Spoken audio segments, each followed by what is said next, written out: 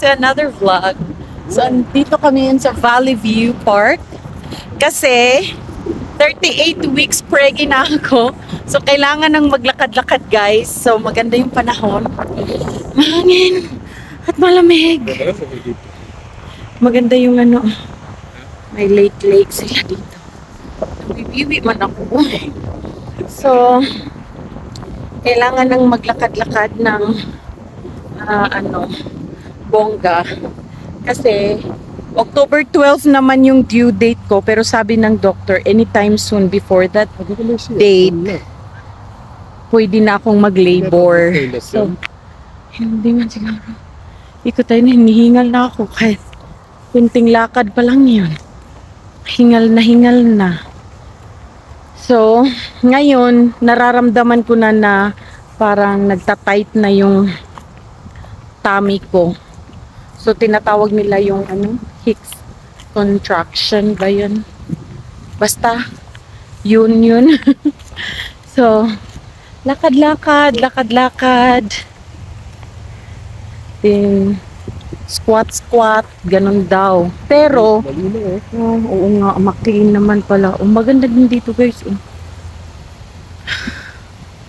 Tara, ikot tayo doon. Nawiwiwi pa naman ako. So, isa din yan sa sign na malapit na daw yung wiwi ng wiwi. Yung maya-maya wiwi. Maya-maya umiwi. Tapos, nagtatight yung tummy. Hingal. Pero, pag 2 days na tong nagtatight yung tummy ko. So, yun doon banda, guys, downtown. Yan, highway dyan. And then, waterfall na. Ay, naka-jacket na kami, guys. Naka-coat kasi nga, malamig na ang simoy ng hangin. Sana may toilet dito. Pero, baon ka ng adobo. Picnic. Diyan tayo kakain. Dinakdakan tamahar. Uy, saglit guys, maghanap kami ng toilet na wiwi. Tulog ako. So, failed. Walang toilet doon guys sa park. May toilet pero closed naman. So, kailangan ko na talaga magwiwi. So, punta kami ngayon Tim Hortons. Bili ng something para makawiwi lang. Then, transfer ng ibang park. And then, yung wheel namin parang may flat. So, siguro after Tim Hortons, maghanap ng vulcanizing shop. Meron ba dito? Dapat nag-search ka lang kung alin yung malapit. Maganda pa namang maglakad-lakad doon, kaya lang baka pagbalik natin higa na naman. Uwi na lang guys, naglakad-lakad kami. Walang toilet doon sa park. Pumunta ng Tim Hortons, kumain sa Tim Hortons. Nakabili ng chicken parmesan. Tapos nakabili nito. Tapos ngayon nakapag na air dito sa 7-Eleven. Lakad-lakad natin lang. Nawala na yung lakad-lakad. Nakakain lang, tinamad ng maglakad. Ay, good luck. Tiuro. So ngayon, saan tayo maglakad, love? Sa Bacali na lang maglakad. Maghanap daw kami ng park. Ay! Kadugyot man. Yung ketchup.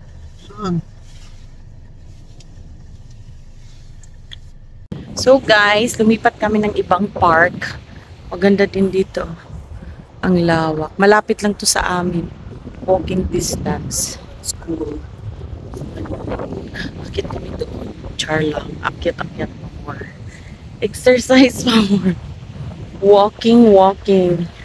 Walking is the way to success. Ano yan? Buta siguro yan ng mga yung maliliit na parang daga. Saan itatanong ko?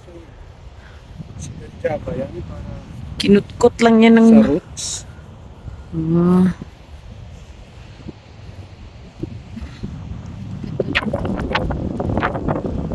Kaya, may nakabahay. Yan yung mga malilit na tinatawag kong daga. Bahay nila yan. May bola dito sa park, guys. Ayan, bola-bola siya. Isa-isa siya.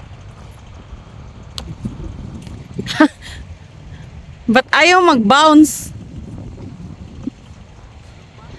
Ha? Buntul, guys. Sige nga, kung makashoot. Sus! Buntul man, hangin pa yung sinabi. Sas! Hangin siguro. Wow! Yun lang. Bye! Yun guys, while si Ray doon naglalaro. Yun nga, may mga nagtanong kung may binabayaran ba daw ako sa pa-check up ko, sa prenatal ko. As in, wala talaga akong binabayaran kasi nga nagtatrabaho din naman ako. So, yun na yun. Mga kaltas sa mga taxes. So, yun yung bayad ko. So, hindi mo rin ma-feel na nagbayad ka. Kasi nga, nagtatrabaho ka naman. So, pag may Alberta Health Card ka dito, libre. Yung prenatal, mga blood works, mga ano pa yan dyan, mga laboratory, free siya guys. And then yung doctor pa-check up o bigay ni free lang siya. Nung one time, alam ba yun? 2 weeks ago, ako, sumakit yung abdomen ko sa taas. Tapos parang ang hirap huminga, sumakit yung likod ko. Tapos ngayon, sabi na ni Ray sa akin, gusto mo pumunta ng hospital? So sabi ko, sige, punta tayo para i-check lang ba. Pagpunta namin doon sa hospital, yun lang, inask lang sa amin yung Alberta Health Card ko. Tapos, yung ID ni Ray. And then, tinanong kami kung anong problem. Tapos, clinic, or kung sino yung family doctor namin. Tapos, anong clinic, ganon. So, after nun, sinabi lang kami, okay, ito yung wristband nyo, tapos upo lang kayo dyan, tatawagin kayo ng nurse. Tapos yun lang, tinawag kami ng nurse, tinawag ako ng nurse, tapos chinek. Then after that, pinapunta ako doon balik na naman sa upuan, tapos sinabi na may nurse na naman natatawag para ipunta ko sa triage room. Tapos doon chinek ang vitals, mga ganun sa bata, ganun. Tapos naghintay ng doctor. Tapos talagang kung sa atin lang yun, sasabihin lang, kabag lang yan, which is para sa akin, kabag lang talaga yun. Then after, ayun, pinastay ako doon until masecure nila na walang problema. Chinek yung dugo ko. In just like 1 hour, nandyan na yung resulta. Yun. And then, after that, kinuhanan ako ng urine. Chinek talaga nila lahat ng problema. Bakit sumakit yung abdomen ko? Tapos bakit nahirapan ako huminga? Chinek nila lahat. Then after, sabi ng doctor, so far, normal naman lahat. But if ever, pag alis nyo dito, tapos sasakit na naman, balik kayo agad dito. So, okay, doc. Then, after nun, wala na. Yun lang, uwi na kami. Wala man lang siningil, no love na. Then, after, nung kahapon ba yun? Kahapon ba tayo pumunta? No, nung Sunday, no?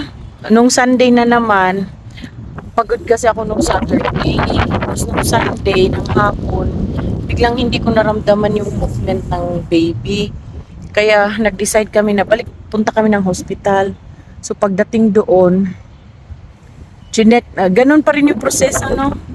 Then chinek ako, punta na naman sa triage room. And then chinek yung fetal, yung bata nga, movement niya, may mga aparatos na ilagay sa tiyan ko. Tapos after, okay naman, gumalaw na yung baby. Tapos sabi ng doctor, everything's fine, ganun. Tapos sabi ko, nahiya nga kami na pumunta doon kasi baka paranoid lang. Tapos sabi ng doctor, hindi sa paranoid kayo, pero tama yung ginawa nyo. Pag hindi nyo na-count ng 10 kicks in 2 hours or hindi nyo talaga naramdaman yung bata, punta agad kayo sa hospital. Sabi niya ganun. So, no need to be shy, ganun siya. anytime, kahit 100 times kayo pumunta, i-secure lang natin ang okay ng bata. Mabait nila. Then after sinabi niya, oh, so far everything's okay naman. Sabi niya, anyway 38 weeks ka na, so you might want to come back. I'm here on Wednesday. Sabi, uy, doktor, huwag na muna. Huwag muna pa, uwi muna 39 weeks ka na. So yun, after nun, uwi na kami. Alis na naman, uwi na kami. Tapos, walang binayaran, walang dumating na statement, walang mga. So yun. Ganda na ng kulay ng mga puno. Kakalbo na. Nakakalma na yung iba. Yung iba kaka-change lang ng kulay. Mas maganda. Yung pine tree lang talaga yun. All season. Yellow na yellow. Orange naman yung iba. Namunga na yung apple ng kapitbahay namin. Kapitbahay na pala. Apple ni Angela. Uy, kalaki na ng tiyan ko, guys. Chunk. Parang bola. Hala, kita na yung tiyan ko. So, sa bahay na kami, guys. Malamig na sa labas. And that's it for today, guys. So, update lang. Uy, baka mga ako ngayong ano, no? Baka mga ako next week. No, love? Sabi ng doktor baka before October 12. Nakakakaba! Yan, laki.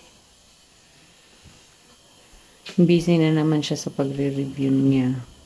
Kain ka? Mamaya. Mamaya pa. So, ako, ayun, may mga Christmas na kami dito. Guys, yan. Happy holidays! Manood ako. So, that's it for today, guys. Thank you for watching. See you next time in next vlog. God bless everyone. Bye!